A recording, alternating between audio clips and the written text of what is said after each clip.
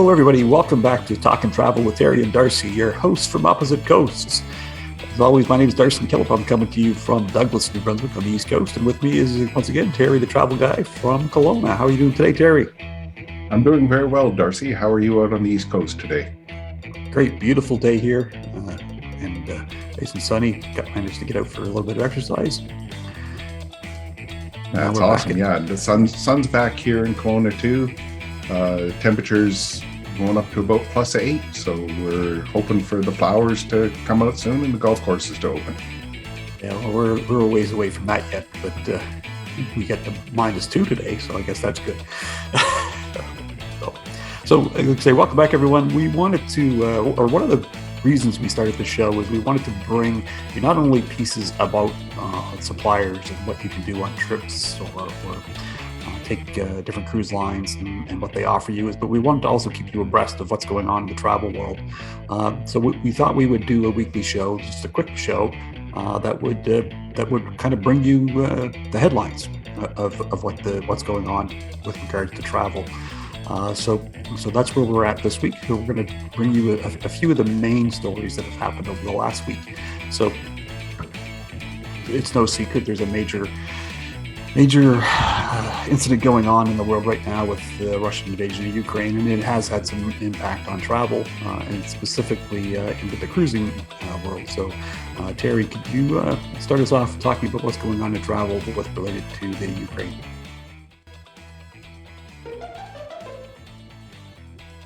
Obviously, there has been some required changes to cruise line itineraries in respect to Ukraine and Russia. A few cruise lines have canceled sailings. Viking's Kiev, Black Sea, and Bucharest sailings have been canceled. Scenic's Russian river cruises have been canceled. Windstar's Black Sea cruises have been canceled. All the other major cruise lines have removed Russian ports from their itineraries, but they are continuing on with their Baltic sailings. They're just going to different ports. Royal Caribbean International and Celebrity Cruises are allowing clients to move their cruises without penalty, change to a different cruise, or get a refund.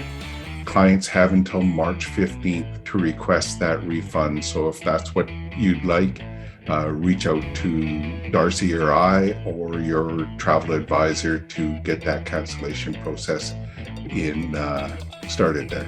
Hopefully that doesn't last long. Other cruise news this week, cruise lines are still dealing with COVID, but they are starting to change up how they're dealing with it. They have made some changes, or many have made changes, or are starting to make changes to their COVID protocols. Most now are requiring vaccinations for 5 years and up passengers. Masks are becoming more optional in most areas of the ship. So that's a bit of a change. But again, each cruise line is still doing things a little bit differently. So if you have a cruise booked, or if you're thinking of booking a cruise, make sure you reach out to us and we'll check the specific sailings. Even right up to the time that you sail, things could change for you. So, but you still have to have your tests. You still have to be vaccinated. So keep those things in mind.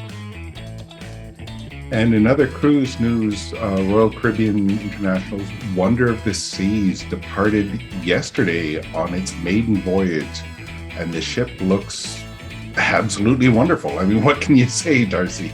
It's stunningly huge, and there's so much to do on board. I watched some of the sail away there, and wow, what an amazing ship! It's taken over the moniker of the largest sailing ship or largest cruise ship in the world.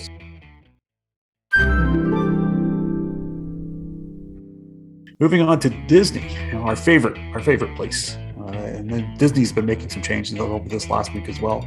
One big change for Disneyland, California, is come April, fireworks are coming back. The nighttime spectaculars will be back. And if you've ever been to Disney, you know how spectacular these shows can be at night. So great news to see those returning. They've already returned to Disneyland, obviously, or Disney World, sorry. So bringing them back to Disneyland is the next big step for the West Coast. Yeah. And speaking of big steps, Hugs have returned to Disneyland Paris. Yeah, those close character interactions are back in Paris, and they're expected to return to Walt Disney World and Disneyland soon. That is such a welcome relief, particularly to the younger visitors who really just want that, give that big hug to their favorite character. Not only the younger ones, I think that there's some older ones that would be happy to do that as well.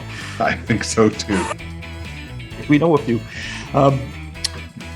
Sticking again back in the COVID side of things, I mean, again, everybody's still dealing with it, but the rules and the protocols are changing. So what Disney is now doing at Disneyland and at Walt Disney World Resort is they are making face coverings optional. And when I say face coverings, you're still really talking about a mask. You still can't go with anything that's loose fitting. But if you're not fully vaccinated, you are expected to wear a mask. If you are vaccinated, you can get away without wearing one in pretty much everywhere on the properties, with the exception of being on Disney Transportation. If you're part of Disney Transportation system, you are still required to wear a mask. Was there anything else going on at Disney this week there, Darcy? I can't think of any other major news. Was there? I think there was a launch of some sort. Oh, yeah, that's right. Star Wars Galactic Star Cruiser made its maiden voyage this week, and the initial reviews are all very, very positive. There was certainly a lot of concern with some of the opening videos of the what it looked like, but the interactions on board, the styling of the place, the food, looks absolutely incredible. Be prepared for a very immersive experience. It looks really good. And for those of us who are more of an introvert, there are prompts along the way to still continue on with those missions and the experiences on board. What do you think of of what you saw with the Star Cruiser there, Darcy? I was probably one of the people that were worried as well what this was going to look like after seeing some of those earlier videos that came out earlier this year. But watched some of the live streams and some of the Disney streamers that did some stuff from it, and the place was incredible. The cast interaction was amazing. And from everything that I've talked to, people that I've talked to, that's the big part of what this experience is.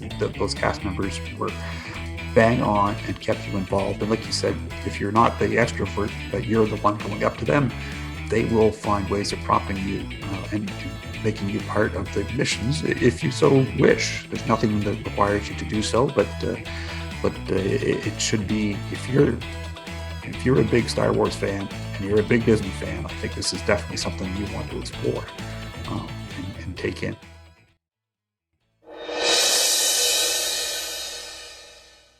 In other news here in Canada, major news this week, WestJet has announced that it is acquiring Sunwing Airlines and Sunwing Vacations. This has been in the works for quite a while and is now waiting for approval from Transport Canada and the Competition Commissioner. There's lots of opinions on this out there. We know both companies have been struggling with flight schedules and continue to have staffing issues. And Darcy and I are both very hopeful that the complications of dealing with the acquisition and merging of these different products, that those aren't going to create additional barriers dealing with the issues of staffing and flight schedules, because these do have tremendous impact on passenger experiences. So here's hoping that things go smoothly, and we're seeing both companies back up to full operating schedule soon. Exactly. It'd be nice to see these things resolve themselves, so that at least here on the East Coast we can start getting some direct flights to some of the bigger vacation spots again. The other thing, and again, in relation to what's been going on over the last week in the world, is fuel prices are starting to skyrocket, and things are going up, and you don't have to look any further than your local gas station to see the impact that's had on our everyday lives as far as driving our vehicles.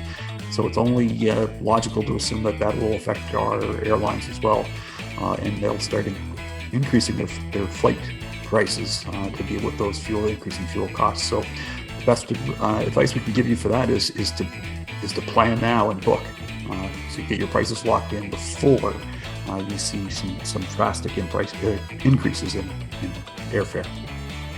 Absolutely. That's a really great point there, Darcy. Plan early, book early, give us a call. Several Caribbean destinations have started to change their entry requirements as well. So as always, check with Darcy or myself for the latest in updates. We see the Cayman Islands look to be opening up to cruise lines soon, and there's several other changes. So give us a shout to find out what's required.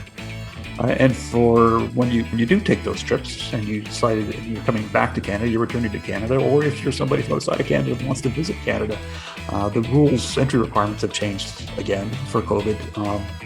Taking a positive step this time, another negative step is while you still can use a PCR test and provide proof of a negative PCR test within 72 hours of your return or your departure to come back, you now can also take or have negative rapid antigen tests within 24 hours of returning. So the difference time frame depending on the type of test that you use. But the key thing to keep in mind with rapid antigen tests is they have to be an approved test. They have to be an approved testing facility. One of the things that Terry and I have recommended for a long time now is take home, if you want to call it, tests that you can purchase through companies like Switch Health or Azova. But the key thing to remember with those is they have to be monitored. Even though you're doing the testing yourself, you have to make an appointment with the testing center so they can monitor, a telehealth professional monitors the test while you're doing it and certifies the results. And then you upload the information to them and they send you the paperwork back that you need. But make sure that you have an approved a rapid antigen test. It just can't be any rapid antigen test that's out there. The ones that are typically been given out by the government for at-home testing are not the ones that you want to use. And as always, reach out to Darcy or I for the latest information on your travel requirements. Give us a call so that we can help you plan your next vacation. And we just want to end this here on a good positive note with what's going on in the world. The reason that Darcy and I have become travel advisors is that we love travel. Travel brings people together. It brings an understanding to what people around the world are like, an understanding of their culture, and that they're really not that different from us. It broadens our horizons. It brings the world together. And Darcy and I, we can't express enough our hope for a quick, peaceful resolution to what's going on in Ukraine here right now. And, our hearts and prayers go out to everybody who's affected by this. Well said, Terry. Well said. Thank you, everyone. And we will see you next week for our next weekly update. Have a good week, everyone.